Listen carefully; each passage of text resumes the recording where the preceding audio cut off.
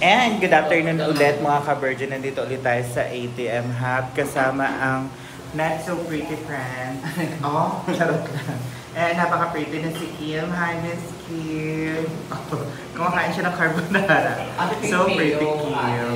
Ayan. So nag-order tayo na spaghetti. Salamat po.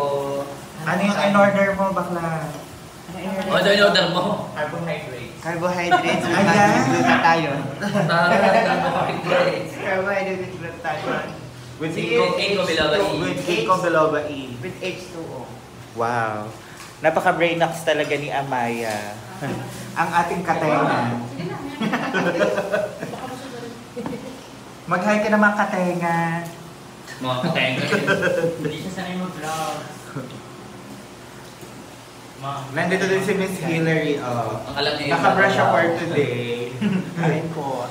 And si Jane. Busog si Jane for today. Hindi raw siya mag-merienda. Tsaka si Ryan din. Kumain daw sila dalawa actually. Si Amaya ang ganda. Hindi siya nakadamit ng batang multo for today. Ayan si Pretty Kim talaga. Napaka-pretty. Napaka-demure. Ano yung kapaliglay mo na Ay, nawala na si Miss Ivana. So yun muna mga ka-Virgin. Eat well. Bye! Kaya na isa.